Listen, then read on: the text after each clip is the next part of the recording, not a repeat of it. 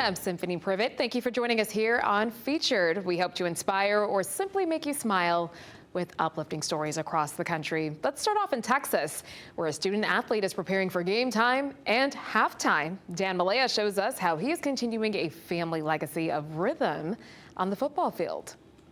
When we're up comfortably, I'll go over to my coach, I'll give him a little salute, and he's like, "You're good, bud." So I head on out there, I get ready. That's right, folks. Not only is Tyler Ortego Carthage football's starting right guard, he's also one of the marching band's drum majors. It's a unique situation that even head coach Scott Surratt, who's seen just about everything, still gets a kick out. A couple of weeks ago, we were up pretty good, and we look out here, and he's leading them in drum major, and, we were just laughing, and, look at Tyler go. Now to play for the Bulldogs and especially start, you've got to be really good. Obviously, right? They are the almost universally agreed upon best team in Beast, Texas, so you'd think Ortego would have had to dedicate his life to the gridiron to get to this point, but he says it's actually the other way around. He was always a big kid and football came naturally, but on the band side of things, he's carrying on a family legacy. Band is the first thing I started doing. My whole family does it. My dad marched at Carthage, my mom marched at Wascom, and then all my siblings grew up in the band. And I just figured it was like something that I needed to do, and I really like playing drums, so I figured that'd be the route I'd take. From banging the drums to leading the entire band as drum major, you've got to be a natural leader and a hard worker to fill those shoes Ortego's marching in, and Coach Surratt says he checks all the boxes on and off the field. 8 games this year, 16 last year, so he's a 24-game starter. Tyler's always the first one in the building. As soon as he gets his ankle tape, he'll be the first lineman. He's always full of energy, and you got to be to do both, and he's just a phenomenal young man, and he'll be a one that we always remember. He's proving that when it comes to extracurriculars, you don't got to choose one or the other. If you want it, work for it, and do what you love. You can do anything just as long as long as you're willing to put the time in, and I just like to set the example of that to prove that it is possible, and you can do more than one thing. You can be musically inclined and you can be athletically inclined. It's just you have to want to do it. So much wisdom at such a young age. That was Dan Malaya reporting. Now, former Harlem Globetrotter is taking his talents to a Florida senior living community. Anthony Austin shows us how he is inspiring women over 60 to play with heart and a whole lot of hustle. Can I have your attention, please? This is Rudy Thomas. We're going to have one group here, one group down here. And at 81 years old. Oh, you done picked yours already? This former Harlem Globetrotter is proving the game of life doesn't have a shot clock. I didn't want to play bingo. I'm used to physical type stuff. So when bingo wasn't cutting it, he picked up a ball and picked up some teammates.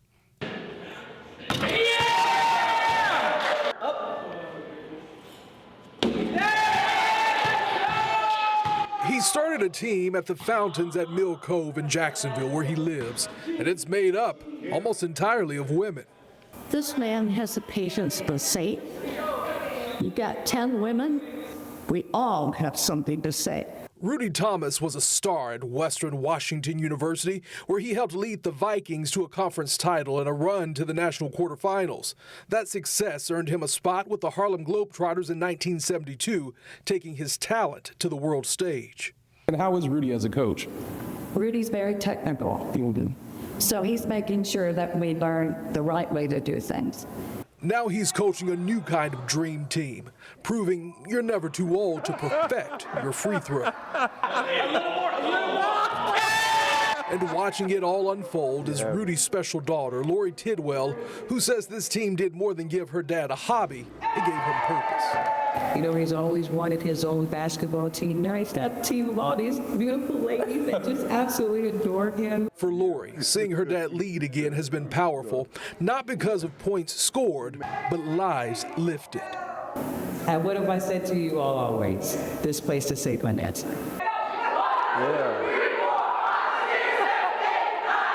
On this day, the women's basketball team at the University of North Florida stopped by for a friendly competition. And to hear some wise words from a pro. This game is all about reacting. It's not about, I'm going to do this and do that. You got to react to what's in front of you. Because in the game of life, Rudy Thomas is still making the assist. And at 81, he's still showing all of us how to keep moving, keep smiling, no matter the score. 1, 2, 3, That was Anthony Austin reporting. A boxer in Texas is facing his toughest opponent yet, recovery. A stroke nearly ended his career, but as Sean Giggy shows us, he's not giving up without a fight. As the father of an aspiring professional boxer, Quan Gray knows the sound of a perfect punch. Definitely. But last month, there was one sound, one hit he knew wasn't right. I kept hearing like a knock, and I thought it was him, opening and closing his dresser drawers. I got up just to go check, and he's laying on the floor. 24-year-old Cameron had fallen at the foot of the bed. He got his dad's attention by knocking on the dresser. Quan tried to pick him up, but Cameron's body was limp and his speech slurred. I'm recognizing that these are stroke symptoms. It's a devastating feeling. To make matters worse, they live in Aubrey, a nearly 45-minute drive from the nearest stroke center. Time is brain. For every minute, 2 million neurons die. Doctors here at Texas Health Presbyterian Plano say if not fatal, a stroke like that can cause permanent and significant disability, which means Cameron's dreams of being a professional boxer were over. Unless you're able to act quickly and fight back. And it was the fastest treatment time we've had this year. Doctors say the stroke was caused by a blood clot on Cameron's brain, which they removed without incident. I feel lucky, I feel blessed, I feel loved. Cameron recently got to thank the doctors and first responders who saved his life. I want to thank you guys again. Because they and his dad acted so quickly, Cameron has only minor symptoms. And he says he's not going to waste this second chance. Cameron still wants to be a professional boxer, but now believes he's meant for something more. I feel like God was reaching out to tell me something, I have a much bigger purpose. Still trying to figure out what that reason is, but there's definitely something there. It's up to me to figure it out. Whatever his calling, he knows it'll be worth fighting for. In Aubrey, I'm Sean Giggy. Good job. An Arizona mother found courage in the midst of unimaginable grief. Her son's life was cut short at 16 years old, but instead of his story ending there, she made a decision that became a new beginning for 5 other families. Jade Cunningham speaks to one man who is calling the teen his hero. Hi, nice to meet you. A warm embrace between 2 strangers. Finally. Who are now family, connected because of a life-saving gift. Knowing that I could help my son, help other people, it was a no-brainer for me. Brooke Ballesteros' 16-year-old son, Abraham. He is the most amazing human being I have ever met in my life, next to my daughters. Was passionate and full of life, but in September 2023. When he got hit in the head, after the second time, it ultimately ruptured the blood vessel and he collapsed. The amateur boxer tragically passed. His mother, determined to keep her son's legacy alive, made a decision that saved 5 others. I actually got in an accident and I was in a trauma center and they figured out through blood tests that I needed a kidney transplant. I didn't know at the time. Christopher Leslie's kidneys were failing. This is stage 3, so there's really no going back after that. But a phone call changed everything. It was actually really early in the morning. They called and said it was from a scale of 1 being the best, 100 being the worst. It was a 2. So they rarely get that, even from live donors. On Thursday, Leslie and Ballesteros met for the first time to reflect on the life lost. Definitely a hero. And the life Abraham saved. Words can't really describe what I'm going to say better than thank you.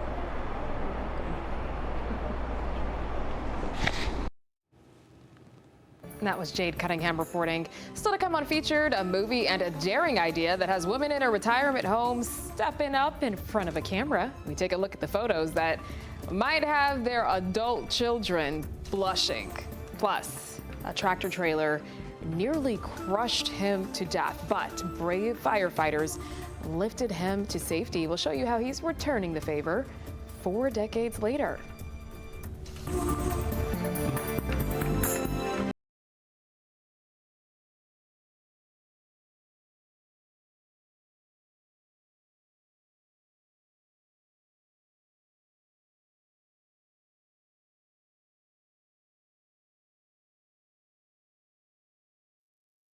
Welcome back. A giant sculpture now stands tall in North Carolina, and one neighborhood that is known for its troubled reputation. Lisa Washington speaks with the creator, who hopes the artwork will bring a sense of pride and safety for the folks who call that area home. I remember talking to an emergency response professional about how this profession feels like a calling. And so I really wanted to have sort of this meaningful expression of sentiment in the artwork itself. Blessing Hancock is the artist behind Responder, a giant sculpture at Hidden Valley Firehouse on North Tryon Street.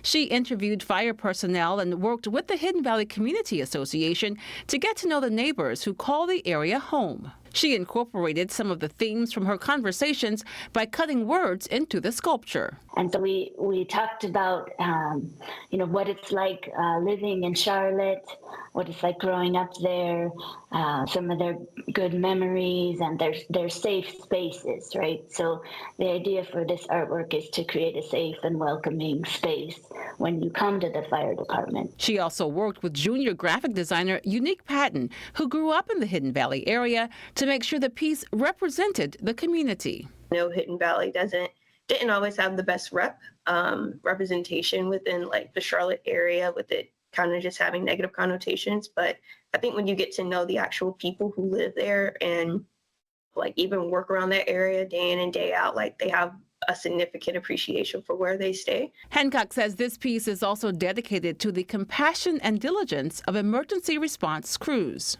You may be coming to that location in a state of maybe agitation or fear, or something's going on in your life that has brought you to the fire station, right? This piece will help you feel calm. It will help you feel like there's some clarity there about communication, that we're getting at the core of what it is to protect and serve the community. That was Lisa Washington reporting. Now, how do you say thank you to someone who saved your life? A 92-year-old Georgia man is showing gratitude in a big way. Ellie Milliken tells us how he is now giving back to his fire department more than 40 years after crews pulled him from the brink of death. Baby. This is George Clay showing me a picture of his great-grandbaby. He has lived a long life. And I've accumulated a lot of stuff. A lot of stuff after 92 years of life. 45 years ago, Clay was in a life-altering accident. A tractor ran over him on April 21st, 1980. The first people to help, the Macon Fire Department. But the fire department was the ones that got there first. They had the manpower to do what was necessary of getting the weight off of me. Under that tractor for what he says seemed like forever. It broke my ribs. It punctured my left lung. It came up, it broke my left collarbone, my cheekbones, my jawbone. Clay says it even left him blind. Now, years later, he wants to give back. He saw the fire department was looking for property on Estes Road. And show them where the property was that I wanted to give them to build this new facility. It was huge to be able to meet Mr. Clay in person, and then one of the first things when we started our conversation talking about this property was he started telling me about his incident that occurred back in 1980. Chief Edwards says the donation from Clay is for a fire station and public safety center. He sees how homes could be developed in this area, but is grateful he dedicated the space to a place that will ultimately help others. That was Ellie Milliken reporting. Time for a quick break, but let's check out what is ahead. How do you paint without touching a brush? Well, we meet one artist that is letting a drone do all the work. Plus, from war to peace, a soldier served his country, and we show you how he is now exploring a new world he never thought was possible.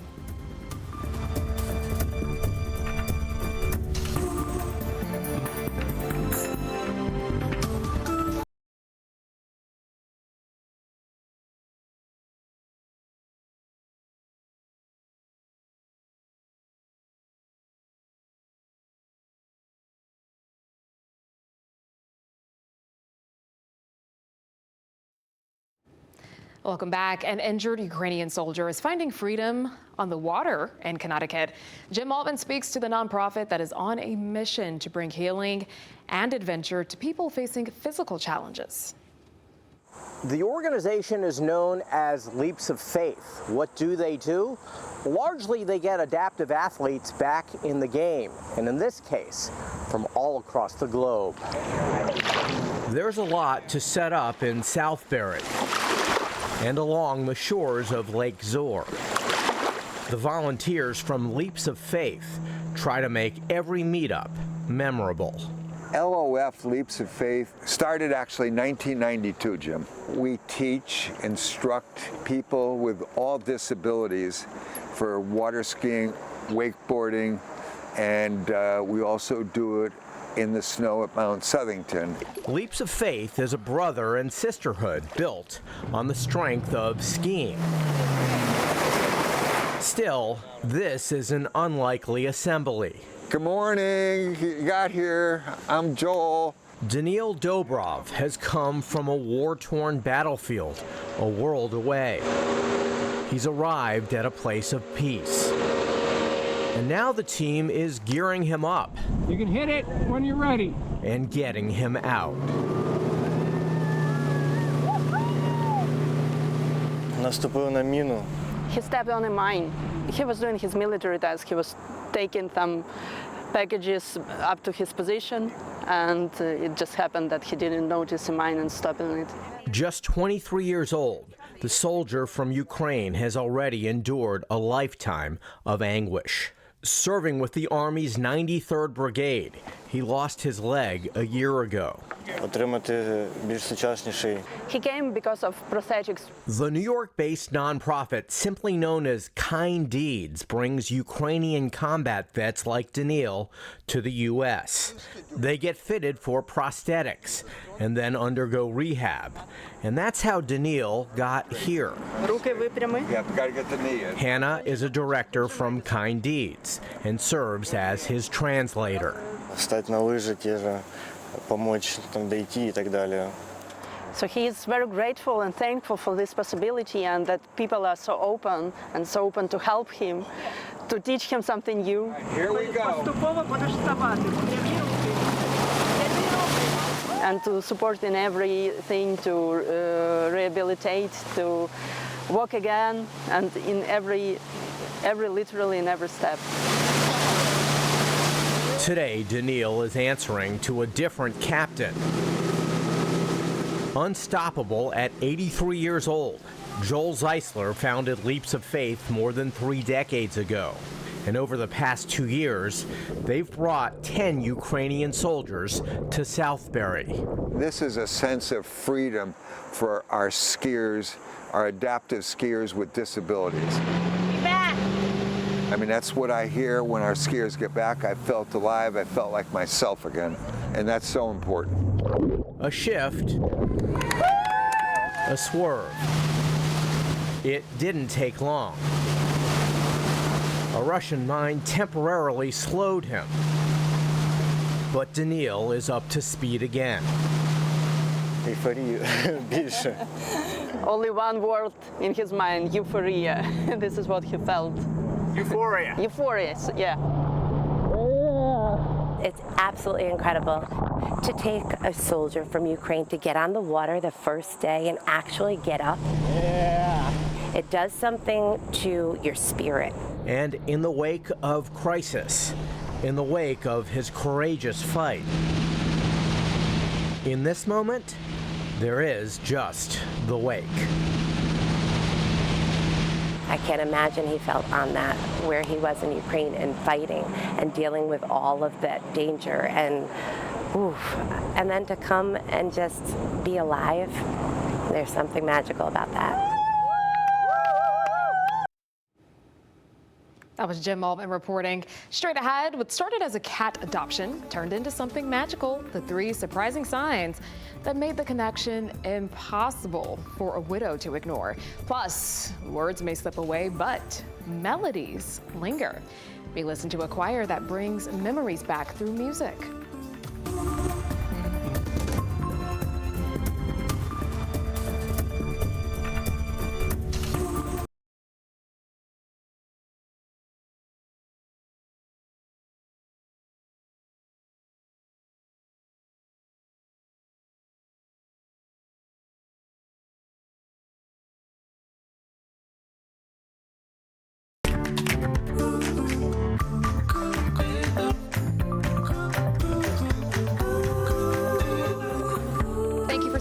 us here on Featured. I'm Symphony Privet, and we are continuing to bring you uplifting stories across the country. A Virginia choir is striking a joyful chord for members and their families. Sean Martinelli tells us how music can spark connection and forgotten memories.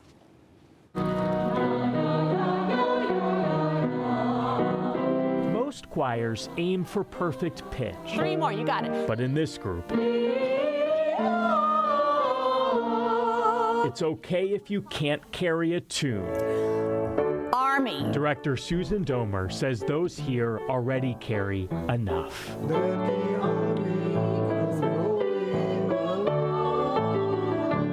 It's a chorus for people with memory issues and brain related, and their caregivers and volunteers. People like Michael Yates, who cares for his wife Dreama. We have good days and we have bad days, and very few bad days. Glory, glory, hallelujah. Or Jean Fratsky and her grandson Albert. Music is music, and it can bring anybody together, and that is a blessing. As for what the choir's called, Forgetful Seniors. I think that's the name. Sometimes I forget. It's actually Forgetful Friends. Those with Alzheimer's and dementia may not always remember why they're here. But you give them a song that they sang when they were a kid or as a young adult or a teenager, and suddenly they've activated a new part of the brain. A part of the brain where music memory is often spared. It's a gift. Just ask David Bosley. Yeah. That seat next to him wasn't always empty. It's hardly been 4 months, and we were married almost 57 years. David's wife Lisa battled dementia. A native of West Virginia, she never failed to light up at the sound of country roads. The choir visited Lisa and performed prior to her passing. And she was not happy to be there when we started. But with the first few seconds, she just started singing, and her whole demeanor changed. And she thoroughly enjoyed the performance. That was the last time she really got to sing. Yeah, I hadn't thought about it that way.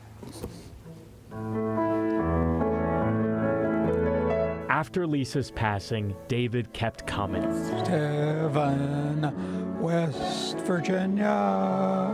In these songs, he says it's like she never left. It's ready, and I hear her voice in the morning hour, she calls me. The radio reminds me of my home far away. Do you still feel her presence here with this choir? So much. Take me home, a place I belong, West Virginia. That is the power of these forgetful friends. In lifting their voices, they lift each other. Take me home, country roads.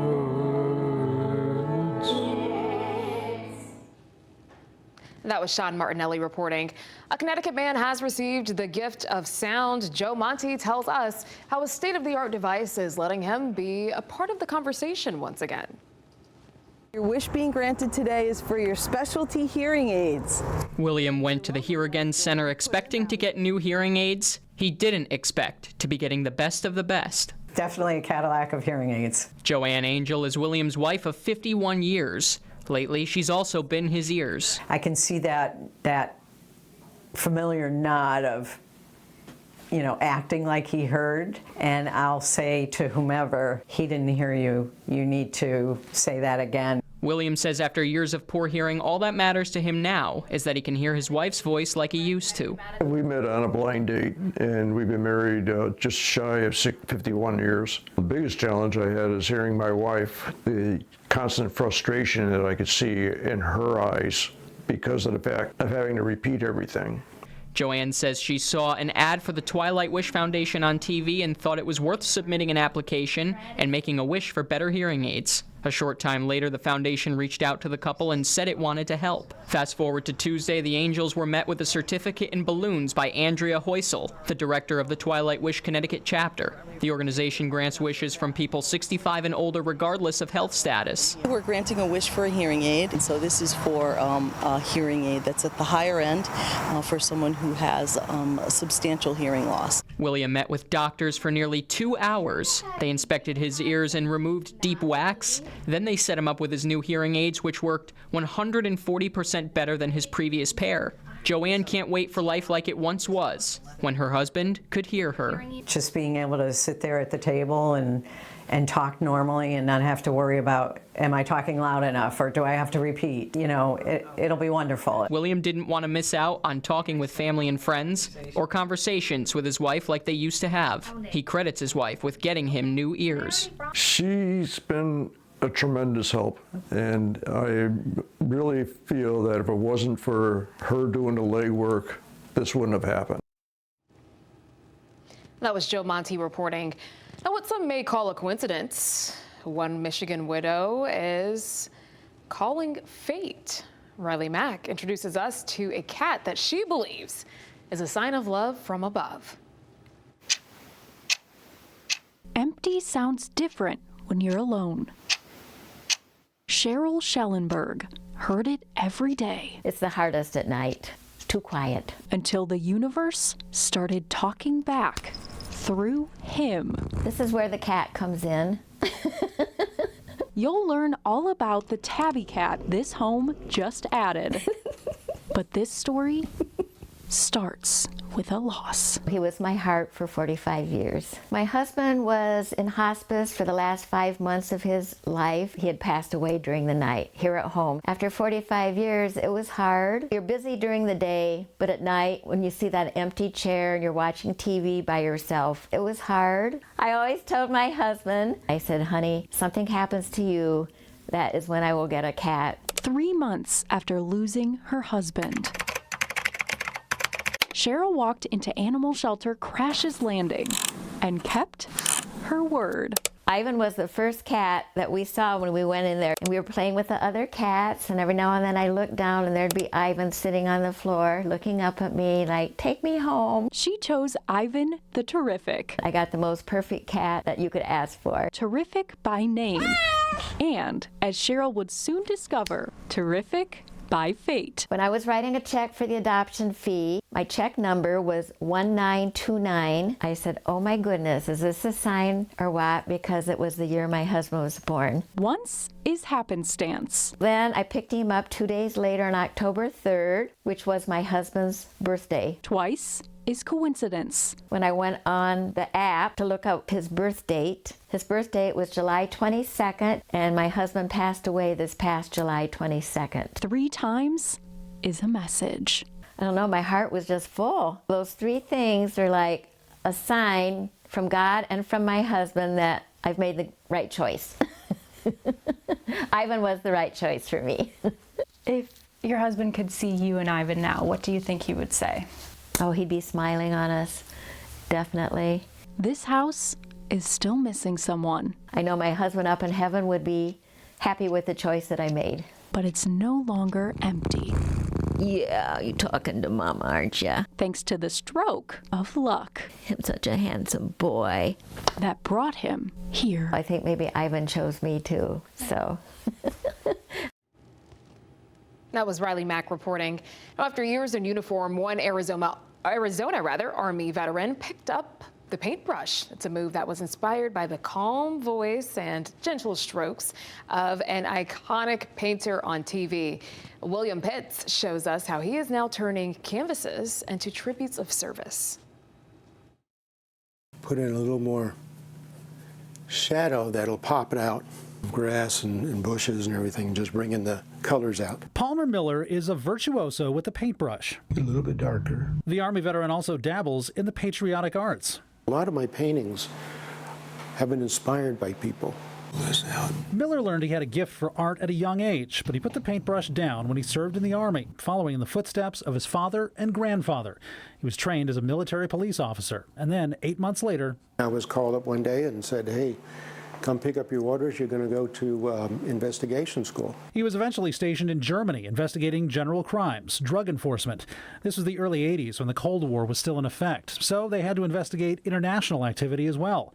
Miller recalls a moment he took down a German drug dealer selling to U.S. soldiers, a moment that could have been an action movie. He looked exactly like John Lennon, okay? He had the long hair. I mean, it was just unreal. I jumped on the side to pull his arms away, okay, from the steering wheel. He actually got it started, and he took off. And I went flying and actually coming back up real quick and jumping back into the car, because I did. I went back and grabbed him and then yanked him out of the car. Eventually, Miller went into Army recruiting stateside. By this time, he hadn't touched a paintbrush in 10 years, until one morning he saw a familiar face on TV. Sometimes you have trees that are green, but they're beginning to, Jack Frost has touched them. It was Bob Ross painting his happy little trees. Drinking my coffee, go, I can do that. I've done that. I can do it. Miller picked up the brush, first doing paintings for retired soldiers, and then patriotic-inspired pieces. His art is featured on VFW walls all over Arizona and throughout the country. That was William Pitts reporting. Now, technology is being used to advance natural talent. There's an artist who was using a drone, paintbrush, and a violinist to create his latest piece. Matt Gard shares the one-of-a-kind experience in Michigan.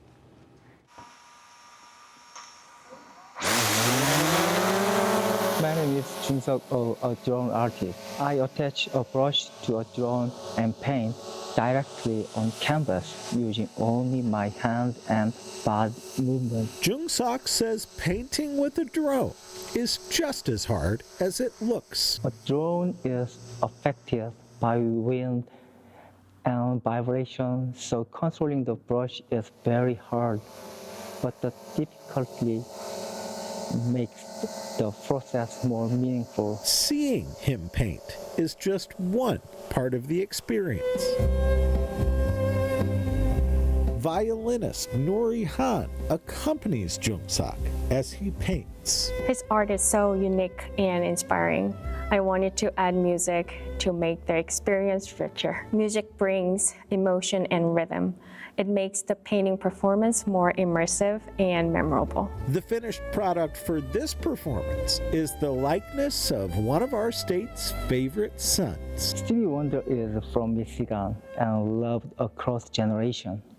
His music connects people, and I want my art to do the same. Jung Seok and Nuri are excited to share their talents on one of the grandest stages in the art world. Art Pride is one of the biggest art festivals where artists and public meet. I wanted to share my drone art with people in Michigan and beyond. With your one good thing, I'm Matt Gard. All right, let's take a quick look at what's coming up next. Now, she may be small, but her mission is mighty. How a young girl is restocking hope on empty shelves, plus a commute that could fill a school day. But her dedication never takes a detour. We'll tell you why one teacher says every mile is worth it.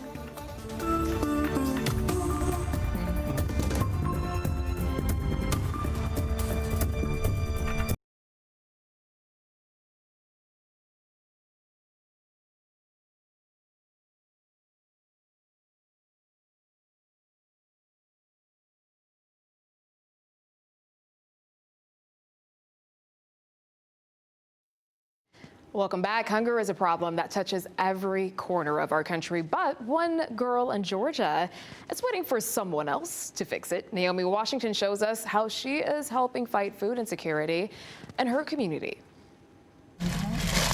Barely tall enough to reach the shelf, but 8-year-old Fisher Reynolds is determined to fill this box with non-perishables every week.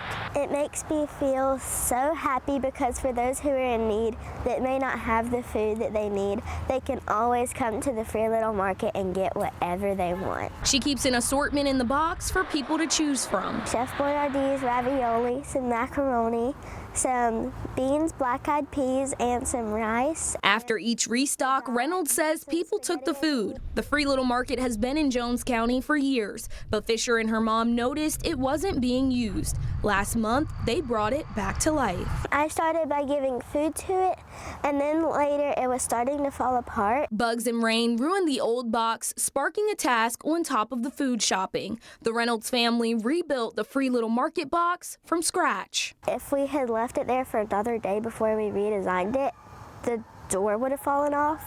Now, with a fresh look and sturdy design, the little market stands strong, much like Fisher herself. The 8-year-old pageant competitor loves helping with projects like this. I hold 3 big titles: Little Miss Pride of Jones County, 2025 Miss Royal United States, and 2025 AIM Young Miss Georgia. She wants the community's help to keep this cycle going. Her message is simple: take what you need and leave what you can. That was Naomi Washington reporting. Let's head over to Washington, D.C. now, where a new little free library stands on a college campus. Parker Vogelstein is the force behind it. Now, he is just 13 years old. As part of his bar mitzvah, he made it his mission to share his love of reading. Students joined Parker to paint, stock, and celebrate the new book sharing station, already filled with titles donated by Parker's friends and family. I was trying to pick a place that had students who might not have as many books as I do. A local independent bookstore donated books to get the library going, and now Parker and his family hope the community will keep the little library going to inspire readers. One Arkansas teacher isn't just going the extra mile for her students. She is literally going hundreds of miles daily. Journey Taylor tells us why she is going the distance to be there for her students. For many, teaching is a calling. For Raven Wright, that calling led her down a highway, starting in Sulphur Rock, 3 hours each way to reach her classroom in Pine Bluff. I got a call from Mr. Laurent, and they were like, we want to offer you a job. And I was like, can I call you back in like 5 minutes? Because I called my parents and I called my boyfriend and was like, I don't know if I should take it. It's almost 3-hour commute, but I don't want to do anything else. Like, I was almost refusing to do anything else besides teach. After graduating from Lyon College in 2024, Raven knew she wanted to teach English, but getting into the classroom wasn't easy. She applied to multiple schools before finding her place at Pine Bluff High. 500 miles a day. Yeah.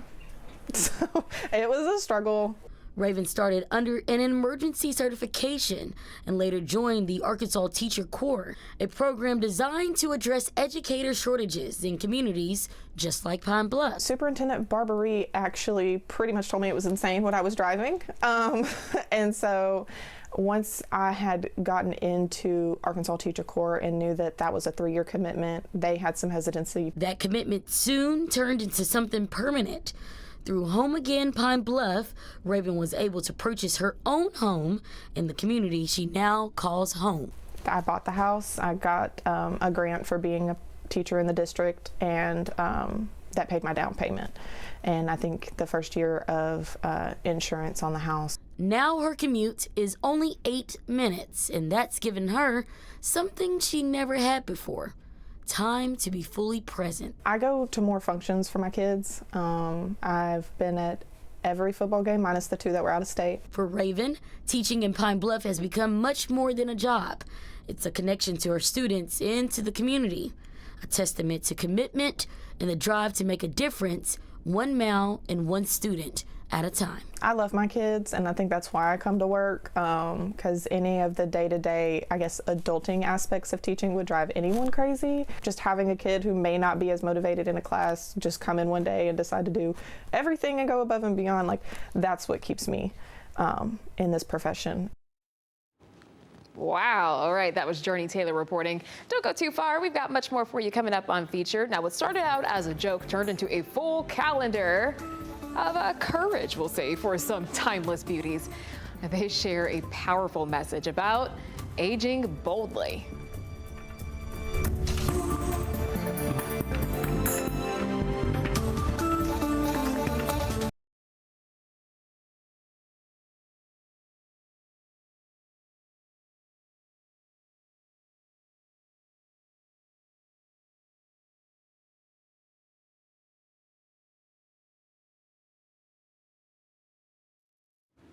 Welcome back. A group of women at a retirement home are trading bingo and card games for something much bolder.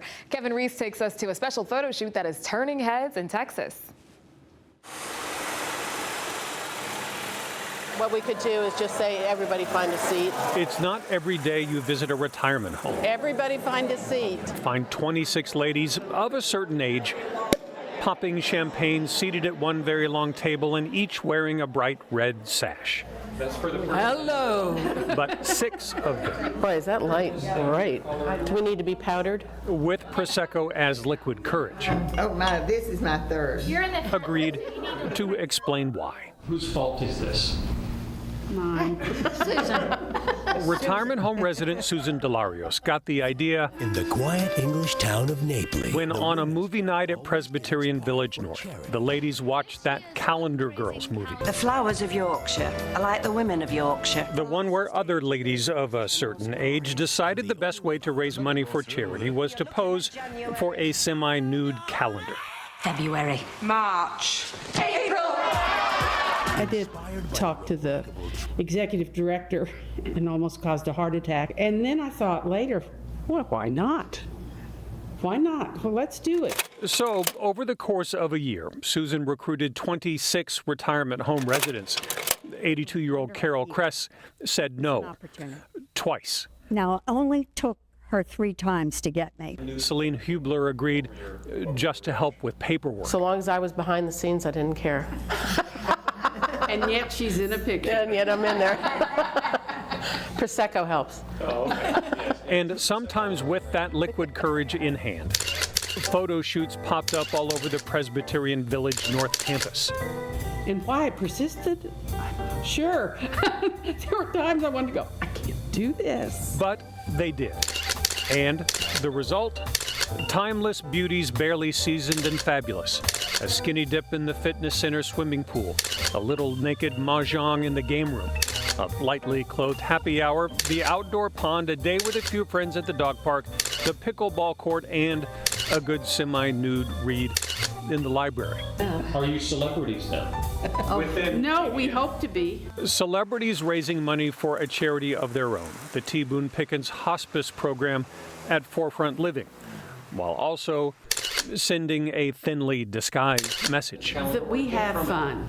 Age doesn't define you. And aging is not to be feared. I hope we inspire them to get up every day and embrace life, embrace the joy of living. But your message is that you are ladies who have a lot of life left. Yes. And you're going to spend it well. Yes. Yes. Absolutely. They weren't supposed to buy them yet. Meanwhile, back at the calendar reveal party. They're buying them already. Yes, the men of the retirement village were lining up to get a calendar of their own. That's okay. Let them buy them. Okay, who needs to sign this? And the ladies wondering if the men would ever be brave enough to do this too. Well, they don't have to be naked to be sexy. A resident named Duke Thornton suggested the men were more ready than they thought. What do you think, Penny? Should I get some men together and we'll do the full Monty? In North Dallas, I'm Kevin Reese. Alrighty, that is it for Featured. Until next time, make it a great one.